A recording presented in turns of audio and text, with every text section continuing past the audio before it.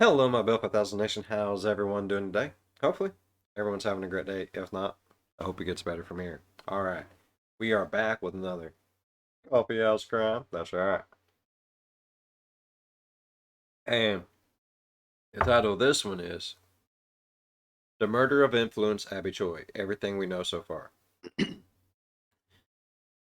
We have watched one of these through Lazy Masquerade, one through that chapter, and this one here was requested too to be done.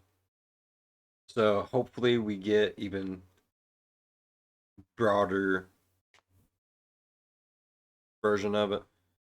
So I'm excited. Let's go ahead. Let's get into this story. Go ahead, turn the mics down low. Put on something comfy. Cup of something special. Let's see how much more of this we can take. Abby Choi was a Hong Kong socialite and model with an explosively luxurious lifestyle. And with hundreds of thousands of followers and more than $100 million in the bank, she had already been featured on the front pages of Vogue and L'Officiel. But on February 21st, 2023, only 4 weeks before posting this video, the young model suddenly disappeared.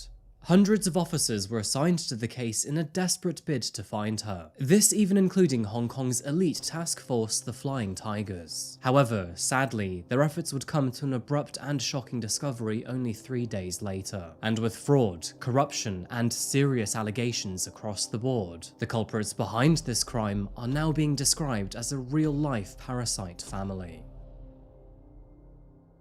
One thing I have noticed, they all like to make that reference. I have never seen that movie.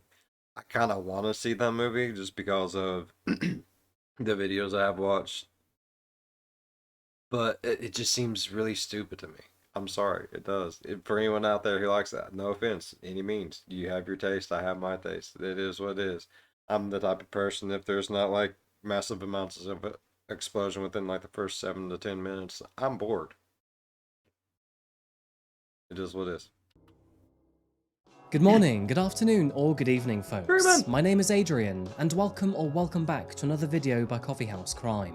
Today we're looking at the unfolding case of Abby Choi. Since Abby's death last month, this has been my most requested case to date, and to be honest, there is a very good reason for it. This has become Hong Kong's most notorious case since 2013, and the details behind this one are, quite frankly, unbelievable. Small disclaimer by the way, but the details in this one are changing every single day as they unfold. And while I do vet all of the information I put into my stories, the details are subject to change. And that's why I'm really enjoying getting the perspectives from three, because you're getting.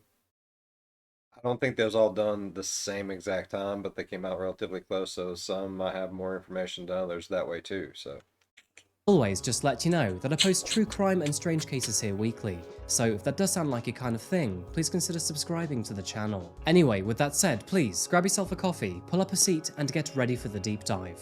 This is the case of Abby Choi. Let's do it. I get so excited when he says grab your coffee. Like, yeah. Welcome back to the bustling city of Hong Kong, folks. And I do mean back because we've This is the third video. Third video we have watched about this particular story. Please go back through, watch the other two videos. Then come back and watch this one and tell me if you agree or not. He would make an amazing travel agent. Like this scenery got. been here once or twice before. Hong Kong is characterized by its abundance of skyscrapers, and of course the Kowloon Peninsula. The city is a beautiful urban paradise, and has one of the most thriving economies in the world. And naturally, with an economy so healthy and strong, much of it is focused on the financial, tech and service industries. Hong Kong is also the 10th largest trading entity in the world, and due to its ongoing challenge with space, it is no surprise that it imports over 90% of its food. With a population of 7.5 million residents within 400 square miles. 90% of their food? That's crazy. I would imagine because a lot of the places where there's not like buildings and apartments and people living, hustling and bustling, It's beautiful, untouched majesty of land. Like, don't want to mess all that up. I get it. I get a lot of beautiful countryside out there. It is extremely easy to feel both small and overwhelmed here. The streets of Hong Kong have the capability of making anyone feel claustrophobic, and one of the only ways to feel a sense of space in the city is by renting a junk boat. Now, that doesn't mean you have to get cozy with bags full of trash and last night's dinner. The word comes from the Javanese zhong and the Chinese chuan, and junk boats are now an international symbol of Hong Kong. And with bright red sails and a dark wooden structure, I can absolutely see why. Quite frankly, these things are beautiful. That's Anyway, it's here cool. amongst the very elite of Hong Kong It's like something you've seen like a video game or old ass movie. That's cool. that we find internationally renowned model and socialite Abby Choi. Born on July the 11th, 1994, Abby Choi Tin Fung was born into a very wealthy family. She was the youngest of 4 daughters, and alongside her father and mother Chiang Yin Fa, the family of 6 never experienced any real physical hardship. Owning multiple construction businesses throughout Hong Kong and China, Abby and her family lived a luxurious life within Fragrant Harbour. Her mother is said to own many properties and multi-million-dollar assets, which means that whatever their hearts desired, they easily could have. Due to Chinese privacy laws and their own personal volition, not much is actually known about her family or her history. However, moving into her own adult life, Abby decided to That's cool. They have a hit. That's. Why don't we have that? I would love that. step into a very highly public spotlight. Rolling back to the month of June 2012, Abby began her influential journey on Instagram at the very young age of 20. And with huge amounts of money at her disposal, her first picture online showed off her Lady Dior handbag, which, by the way, is worth £5,100 or $6,100. She slowly worked her way into including For a purse? $6,100 for a purse? Put $6,100 in my hand. So much shit. A purse. What the fuck? That's her own face, which included images of her sitting in the presidential suites of the Ritz-Carlton. By now, whether for money or personality, or perhaps even both, she had started to grow quite a large audience. Being young, pretty, and seemingly gentle, her following started to grow even faster once she started receiving invites to exclusive parties. And as you can likely imagine, this is where her influencer career began to take off. This included lucrative parties with Dior and many other luxury designer brands. And of course, these events were in between lavish holidays to places such as Bali and fashion weekends in Paris. And alongside her family's financial strength, she was able to attend increasingly expensive events and eventually mingle with various celebrities. But behind all of this and in the background, Abby found love at the very young age of 18. She married a man named Alex Kwong Kong Chi while she was still a teenager and went on to have 2 children with him. And although their marriage would eventually end in divorce just 3 years later, she would ultimately marry again. It is crucial to highlight here that, after breaking up, Abby maintained yeah, he's going into a few other a little bit more in depth in some other areas and aspects, but it's still pretty close to the one that we listened to on Lazy Masquerades. a very strong relationship with Alex and his entire family, and this included regular meetups with plenty of gifts. In fact, just after breaking up, she purchased a luxurious apartment in Kadoorie Hills for Alex's entire family, which, by the way, is one of Hong Kong's most expensive suburbs. Now, this apartment is an integral part of the story, but in 2016, Abby purchased it in Alex's father's name, Kwong Kao, for 67 million Hong Kong dollars, which, by the way, is the equivalent of 8.5 million US dollars or 7 million pounds. Taking a closer look at the apartment, the 1800 square foot 4-bedroom home was a feature of absolute luxury. It included a balcony, marble floors and walls, an impressive courtyard, and many other striking details. Again, this is one of the most expensive and exclusive areas to live in Hong Kong. Not only that, but as a matter of trust and care, she purchased the property in Kwong Kao's name. Now, there are several reasons for this. was a beautiful apartment. I still wouldn't pay that much for the damn thing. Nope. Financially speaking, it saved her almost $1 million in stamp duty fees. She purchased it as an investment, and although she had recently made the decision to divorce Alex, it meant that both he and her 2 children now had a safe and luxurious place to live. But being under Cao's name, both he and his wife would eventually move in there too, meaning that the expensive Kadori Hill apartment was now home to 3 generations of the Kwong family, all while excluding Abby herself. So technically speaking, Kwong Kao was merely a trustee of the apartment, and since Abby could prove that she purchased the property herself, it meant that if she needed to, she could Okay. Now see that's a little bit more in depth than the other two, period. Because the way they said it, it was more like she bought it for them, just take here, take it, have it. So basically, on what he's saying is like she wanted to make sure her ex-husband and the kids had a place to stay where they could still be together.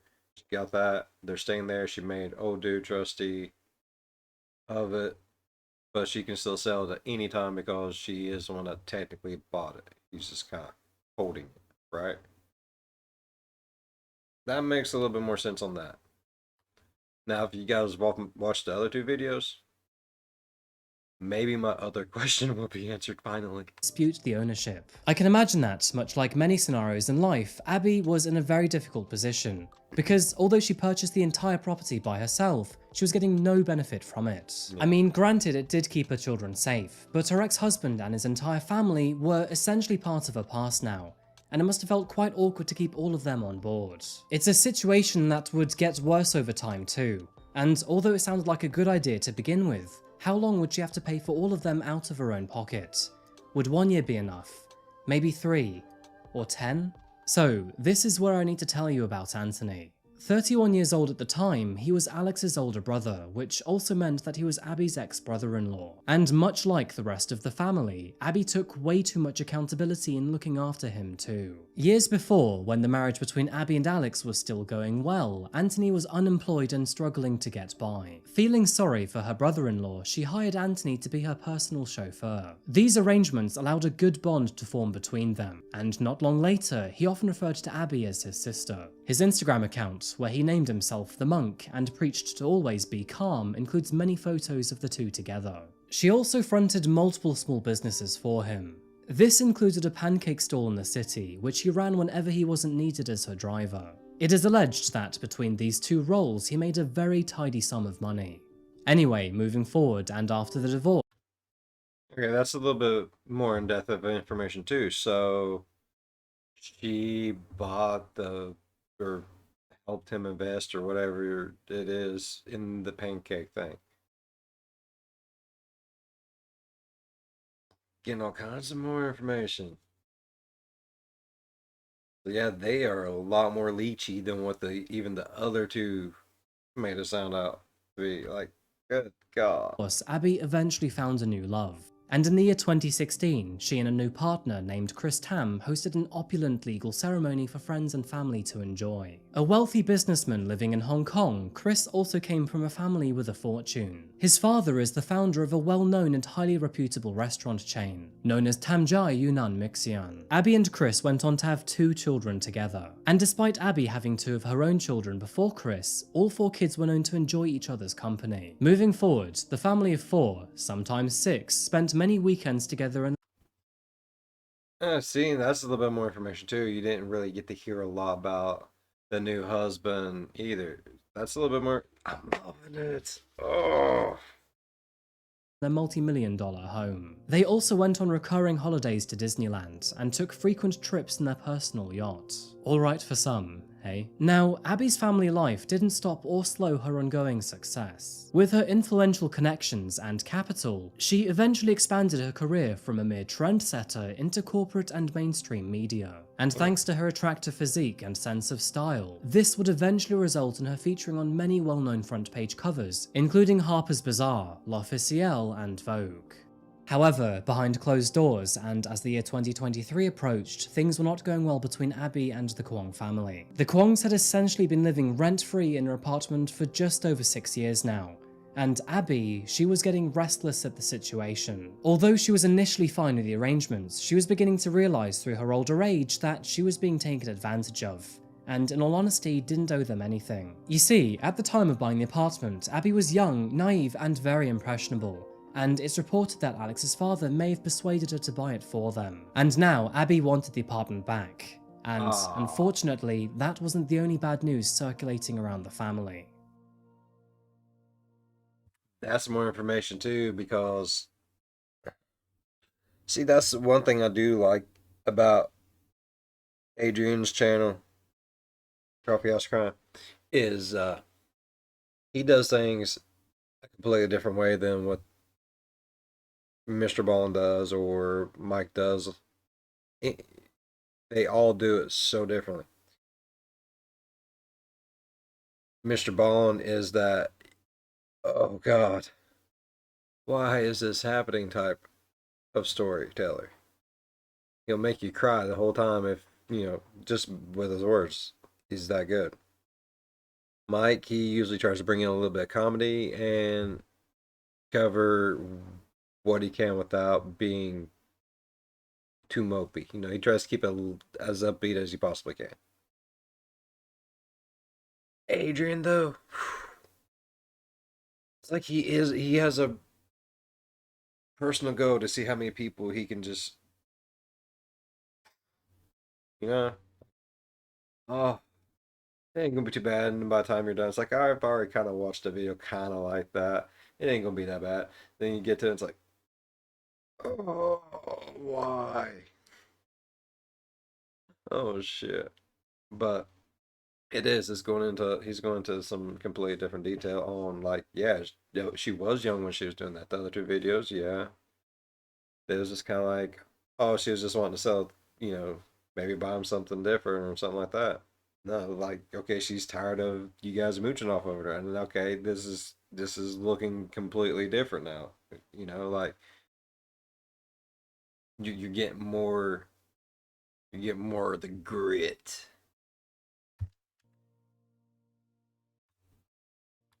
Unknown to her at the time, but the Kwongs were getting very low on cash. We'll begin with the head of the family, Alex's father. But several years prior, Kwon Kao used to be a respected police sergeant for the Hong Kong Police Department. He was apparently good at his job and garnered a very good reputation. However, all of this fell apart in the year 2005 when he was accused of assaulting a woman. Instead of fighting these allegations, he That must be pretty accurate because that's the same throughout all the videos.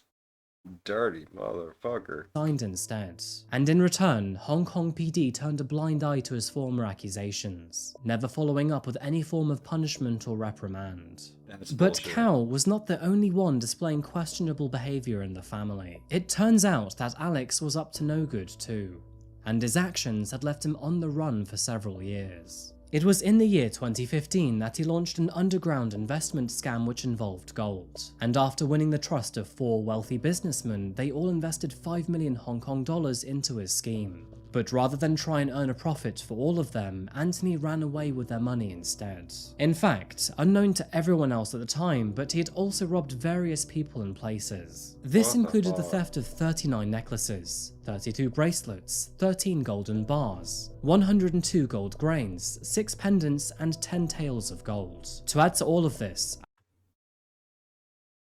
A lot more information. Alex's brother, Anthony, was also in an eye-watering amount of debt. And despite being given a second and then third chance with Abby by being her chauffeur and Mr. Pancake Man, his ridiculous spending habits dwarfed any of the earnings he made. You can actually see through his Instagram that he was determined to put a facade of luxury in front of others. But behind this wealthy front was a man in very crippling debt, and in the year 2019 he was eventually sued by his local bank. So let's complete the circle here, and although Alex's mother is the least of 4 evils, she too was having financial issues, as just 3 years prior she had been declared bankrupt by the court. Dang. Recent years had created a very stark contrast. Yeah, it don't sound like the mom was much involved even in the other stories, but knowing it and letting it happen is still pretty fucked up. I don't give a shit. Having the ability to stop it, to warn someone, get make sure it don't happen, and choosing not to is just as bad as doing it. I don't care who you are and what you say, it is. That's my opinion for the day. Between Abby and her former-in-law family, and of course she was guilt-tripped for this. The family watched on as they witnessed her grow in maturity, fame, fortune and success, and all in the meanwhile they were stagnating and losing capital. Abby was beginning to become internationally recognised, and her own personal wealth had surpassed over 100 million Hong Kong dollars, the equivalent of $12 million or £10 million. Anger and jealousy often manifest themselves in rather convoluted ways, and although it's obvious from an external point of view that she was not to blame for their misgivings and, quite frankly, awful grip on finances, they still resented her all the same. Abby felt that disparity, and furthermore felt it was finally time to stop with all the freebies and handouts. More specifically, that $8 million apartment. As you can likely guess, that conversation went terribly, and Cal even threatened to kill Abby if she kicked them out.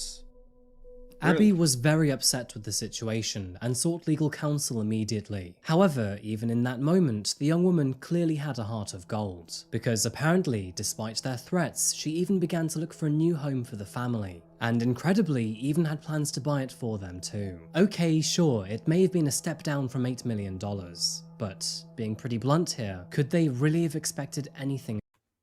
Basically, get the fuck over it.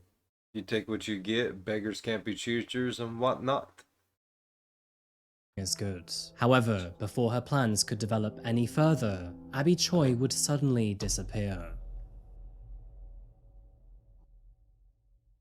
It was on Tuesday, the 21st of February 2023 that Abby suddenly vanished. She had left in the early afternoon to pick up her daughter from school, but when the final bell for home finally arrived, her mother was nowhere to be found. Both phone calls and text messages elicited no response, which raised concern amongst her daughter's teachers and friends. As a result of her job and lifestyle, Abby was obsessed with her phone, and to miss all notifications and incoming calls was strangely out of character for her. To make things worse, all activity through her social media profiles had abruptly stopped too, and so, just 2 hours later, she was Yeah, and that's gonna be weird for an influencer. I mean, it's your job.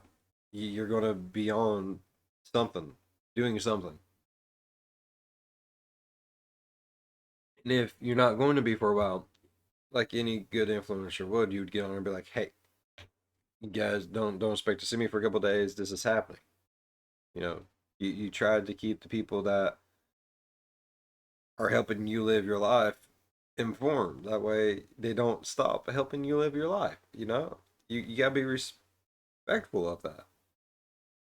reported as missing, and the authorities were very quick to get to work. Sadly, you know how it goes. The rich socialite types of this world often get special expedited treatment, and so it is probably no surprise that more than 150 officers were put onto the case. Anyway, it didn't take long for investigators to get their first clue. On the afternoon that she disappeared, a surveillance camera from her apartment complex captured her wearing a white sleeved top, white pants, white slippers and a purple handbag. The time of this footage indicated that she was likely trying to pick her daughter up from school, and furthermore, the car to pick her up looked very similar to local residents. That being the 7-seater car previously used by Abby and her chauffeur, Anthony. Interviewing her ex-brother-in-law and his entire family yielded no positive results, as sadly, the entire family claimed they hadn't seen her since the day before her disappearance. With no luck, the authorities resorted to checking out the vehicle's GPS records, and what they found was very concerning. It turns out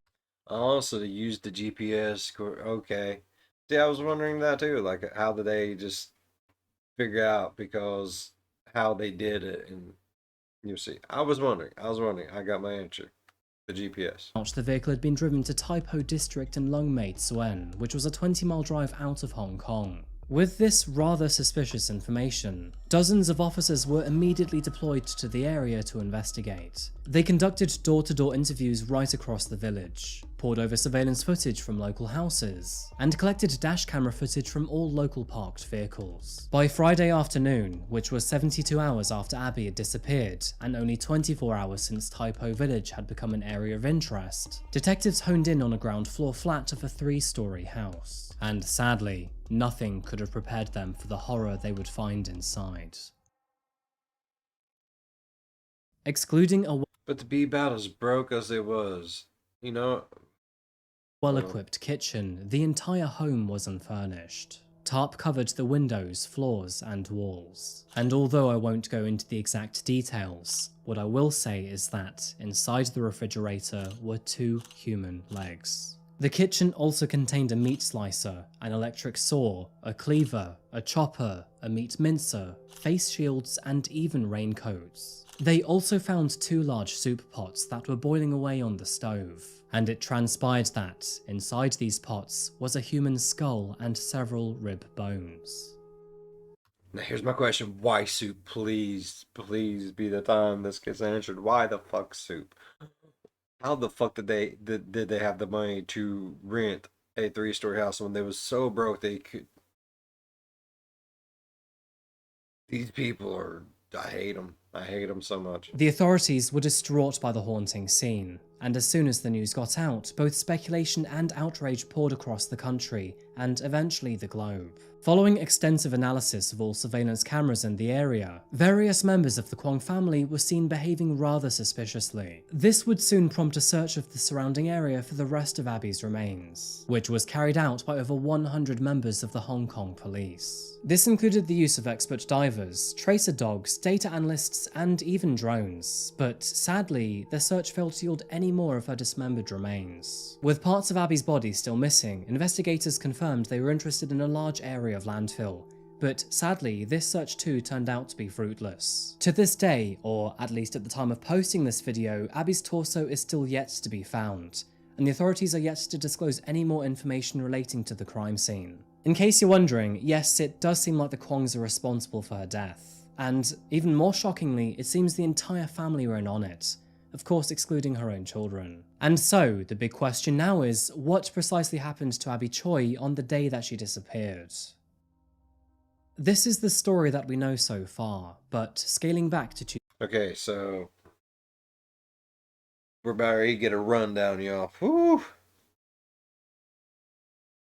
Damn. He has gone into a little bit more detail in a lot of the instances. Some of the ones that some questions that I did have, did get answered throughout all 3 of the videos. So hell yeah, that's amazing. I'm loving it. I'm loving it. Tuesday afternoon, Abby arranged for Anthony to pick her up from Kadori Hills so the two could then pick her daughter up from Harrow International School. Knowing this typical arrangement, Anthony and the rest of the Kwong family planned to use this time frame to their advantage and abduct her in plain sight. Unaware to her at the time, but Kwong Kao had made arrangements for her death weeks before her abduction. He rented out the village house in Lung Maid Suen at the price of 10,000 Hong Kong dollars, or $1,300 or £1,100. With the sole intention of destroying all evidence of her murder. After being abducted, Anthony allegedly drove her to the entrance of Lion Rock Tunnel, where Alex Kong was waiting to board the vehicle. After getting in, they continued northeast to Lung Maid Suen, where they met their father at the property. Abby Choi was reported missing later that evening, but when police officers contacted the Kwongs for any information, the 2 brothers and father allegedly gave misleading statements. Suspicion arose when their stories did not match one another.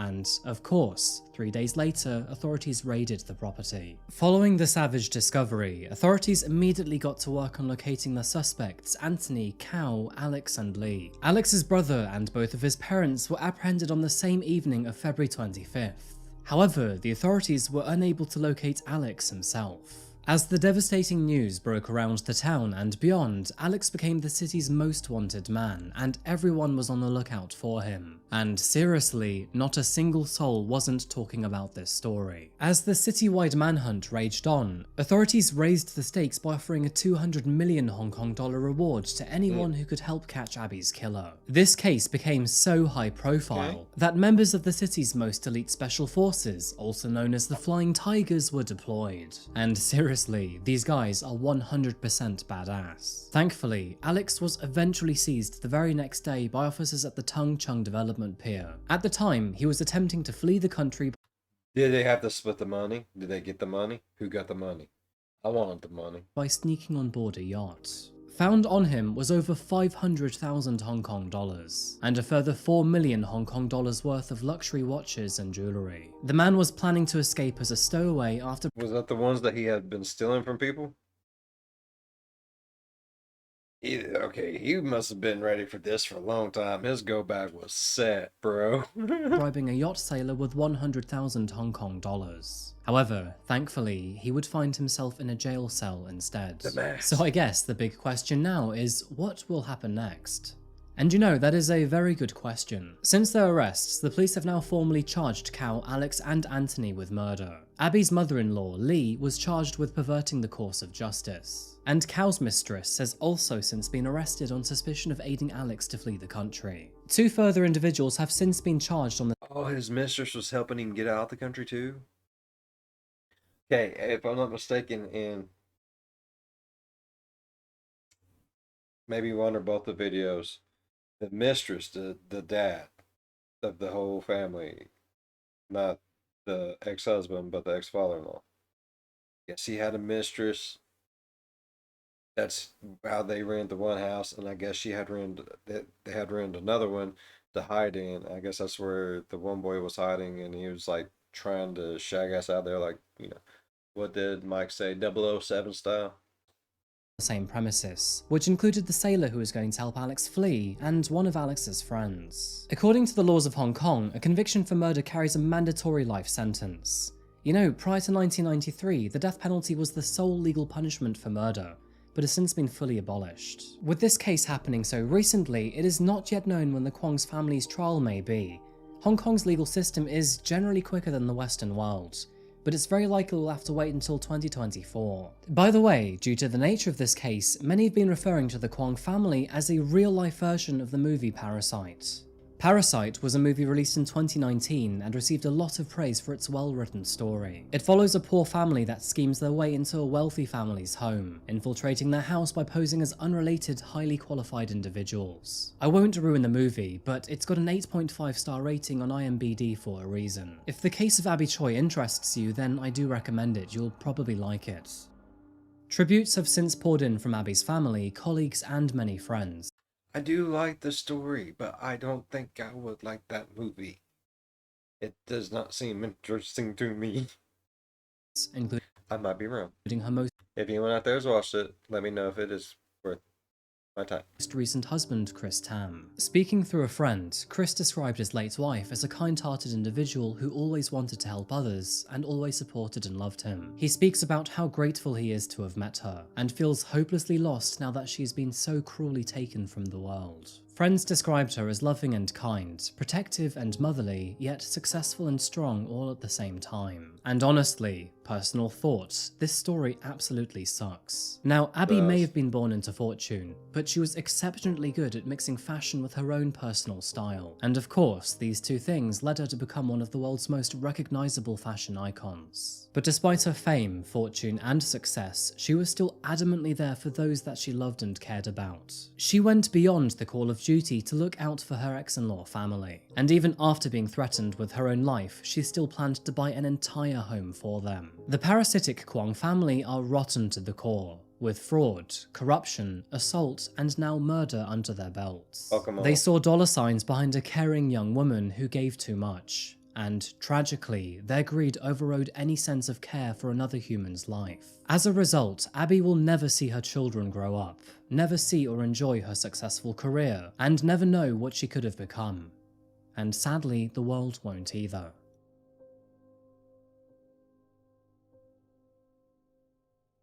Her most recent husband, Chris, has since vowed to look after all 4 children, which, by the way, includes him adopting the children of the father who murdered his wife. Honestly, I have huge respect for the man. The amount of pain he must be going through is simply unimaginable. Yet still, regardless, he answered the call of duty for those 4 children. In other news, Abby's actual mother has since filed a court injunction to forbid Kwong Kao from selling the luxury apartment in Kadori Hills. But let's be honest here, with the evidence stacked so high against him and the rest of his rotten family, I don't think they're going to be needing it anyway. And that just about wraps up our case today, folks. I don't think there's much more I can share. Of course, there'll be more information coming out in the future, but at least at the time of this video being recorded, that is pretty much all we know. As always, I will give you any updates I find on this case, either in a pinned comment down below, on my social. Man, I actually felt even more shitty about the whole thing watching this one. He does this to me though, man. He takes a bad situation and somehow his words makes it sound even worse than the worstness that it already was. None of that made sense. Okay. Don't worry. Don't look into it. Don't worry about it. Just so you gotta so I gotta. I really enjoyed it. We did get a lot more information out of this one than what we have some of the other ones, but altogether, all three of them, like I have a pretty vivid just picture of what you know.